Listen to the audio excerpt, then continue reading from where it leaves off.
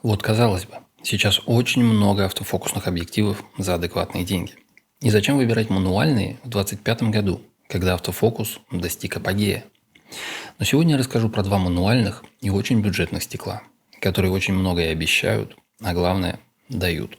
TT Artisan 50 мм 1.2 и 35 мм 1.4. Сразу скажу, что в основном это будет восторженный обзор. Но я расскажу все как есть. И про сильные стороны, и про недостатки. Мы, конечно, поговорим о цене, производительности, сборке. А главное о творческом потенциале. И почему я считаю, что эти объективы сделают из тебя лучшего фотографа, чем ты есть сейчас. Во-первых, давай сразу поговорим о деньгах. Полтинник стоит около $100, а 35 еще дешевле, около 80. Подробнее можно будет посмотреть по ссылкам в описании и при желании, конечно, купить. И я думаю, что такое желание обязательно возникнет. Причем, как я понял, в процессе использования они пригодятся и тем, у кого бюджет ограничен, и тем, у кого есть лишние деньги. С ограниченным бюджетом, я думаю, все понятно. Достаточно сравнить эти стекла по стоимости с объективами от Sony за $2000 или Fuji за 1500. Но за те же деньги можно купить оба TT Artisan. И еще останутся деньги на новую камеру, штатив и отметить в баре. А вот зачем они, если у тебя уже есть топовые стекла, поясню чуть позже. Но сначала важное уточнение. Я ни в коем случае не хочу сказать, что эти два объектива дают такую же картинку, как и стекла стоимостью в 10 или 20 раз больше. Как и у всего, что настолько дешево, здесь, конечно, есть компромиссы. И мы до них еще дойдем. Так что не переживай. Ты не напрасно потратил 2000 на G-Master. Начнем с полтинника. Он резкий в центре, даже на 1.2, что отлично подходит как для портретов, так и если нужно просто выделить объект. Благодаря 10 скругленным лепесткам диафрагмы боке получается как масляное масло, а цвета яркие и с хорошим контрастом. Но, конечно, он не идеален. Мягкие углы и винитирование на открытой. Если прикрыть диафрагму до 2.8 или 4, то, конечно, все станет гораздо лучше. 35 мм вообще стал моим любимым объективом. Он достаточно резкий в центре, на открытой, и становится еще лучше на f4.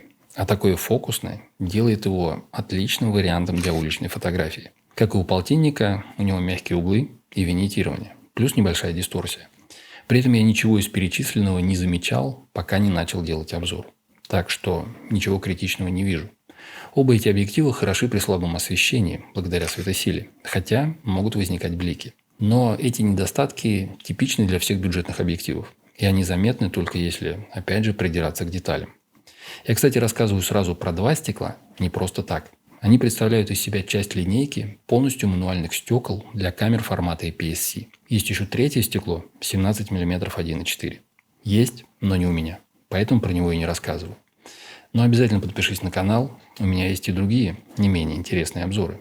И я думаю, обязательно будут еще. Качество сборки и дизайн, на мой взгляд, превосходят стоимость. Оба объектива полностью металлические, включая байонет. У меня версия под Sony, но на данный момент они уже выпускают их практически на все камеры. Кольца фокусировки очень плавные, и у них есть ограничитель, в отличие от современных электронных объективов, где фокусировка крутится бесконечно. Единственное, что у полтинника оно слишком чувствительное. На открытой бывает сложно сфокусироваться. При фокусировке передние линзы не крутятся, но объективы становятся немного длиннее.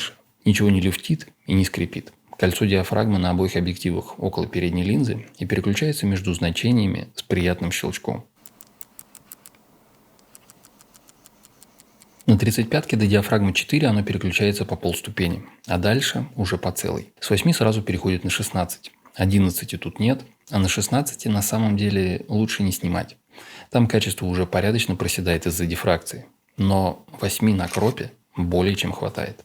Отсюда и до заката. Все будет в фокусе. Они очень компактны. Полтинник весит 336 граммов, а 35 еще меньше. Всего 200. Что идеально для того, чтобы носить их с собой. Беззеркалка с ними снова становится такой, как изначально и планировалось. Маленькой легкой камерой, чтобы брать с собой везде. Из-за размеров может быть проблема с фильтрами, но только эстетическая. Резьба всего 39 мм. Даже пришлось покупать отдельное переходное кольцо. В моем наборе не было такого диаметра. У полтинника более классическое 52 мм. Ставил свой полярик, пользоваться удобно. Диафрагму не задеваешь. К сожалению, маркировка на объективах нанесена краской. Это не гравировка, поэтому, наверное, со временем может стереться. Очень интересный момент – это передние крышки. Они тоже металлические и накручиваются на резьбу для светофильтра. Очень надежное решение для хранения и переноски, но не очень удобное для использования. Во-первых, они откручиваются очень громко, вокруг все слышат, что сейчас что-то будет. А во-вторых, пока открутишь, пройдет довольно много времени. Возможно, это такое элегантное решение. Сразу настроить на то, что стекло мануальное, и чтобы им пользоваться, не надо никуда спешить. Я бы не стал считать это минусом. На качество съемки это точно никак не влияет. Основное, чем выделяются эти объективы, это, конечно, ручная фокусировка. Полный контроль над фокусом. И это идеально для творческих снимков. Ты, конечно, можешь сказать, что любой автофокусный объектив можно сделать мануальным. Можно. Но это совсем другие ощущения. На современном автофокусном стекле фокусировка как будто бы ничего не делает. Как я уже говорил, оно крутится бесконечно, и чтобы понять, что там что-то происходит, нужно смотреть на экран. А здесь ты чувствуешь, как линзы перестраиваются, чтобы ты получил тот самый идеальный портрет с диафрагмой 1.2 и мягким размытым фоном. Обычно, когда я не делаю обзоры, я снимаю стрит на 30 мм сигма. 35 практически то же самое, поэтому мне с ним вообще было комфортно, как с родным. Можно заранее настроить фокус на какое-то место и просто ждать, когда что-то произойдет. Или не произойдет. Так почему же все-таки эти объективы нужны даже тем, у кого есть автофокусный аналог? И почему они сделают тебя лучше? С автофокусом очень легко снимать. И делать это быстро. Мануальный объектив наоборот. Хочешь ты этого или нет, заставляет замедлиться и подумать, что ты снимаешь, где фокус, зачем вообще этот кадр. Это даже не столько техническое ограничение, сколько изменение темпа съемки. На беззеркалке все есть для комфортной ручной фокусировки.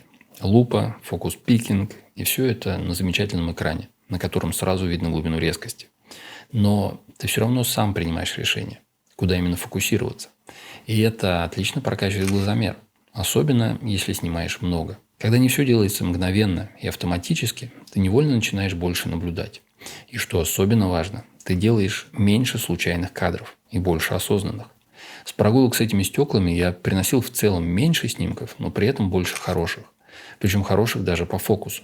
Иногда мы слишком доверяемся автоматике. А здесь каждый кадр проверяешь, прежде чем пойти дальше. Хотя не спорю, поначалу все это очень бесило. Все слишком медленно. Но после нескольких таких вылазок мне стало уже некомфортно снимать с автофокусом. Что-то не то. Все слишком быстро. Когда Тити Артисон предложили мне попробовать эти объективы, я был настроен очень скептически. На тот момент я был негативно настроен на все мануальные стекла. Почему-то у меня была травма после Гелиоса, от которого я даже избавился, когда только появилось автофокусное стекло, примерно с тем же фокусным. И все эти его закрученные бакешечки меня не остановили. Не знаю почему, но Тити Артисон меня излечили. Ими удобно пользоваться, и у них отличное изображение за свои деньги. Это очень важный момент на самом деле. Почему-то некоторые люди считают, что дешевое стекло – это плохо, потому что оно не снимает так же хорошо, как дорогое. Но оно не может и не должно так снимать. Эти объективы хорошо собраны, у них отличный дизайн и резкая картинка. В конце концов, они вдохновляют меня на творчество. А для меня это гораздо важнее, чем отсутствие винитирования или хроматических аберраций. Расскажи в комментариях, что думаешь по этому поводу. Что бы ты выбрал? Полтинник или 35? Если это видео было полезным, то ставь лайк, подписка, колокольчик. Все ссылки в описании и на объективы, и на мой сайт с телегой и инстаграмом. Заходи, чтобы поздороваться. Пока.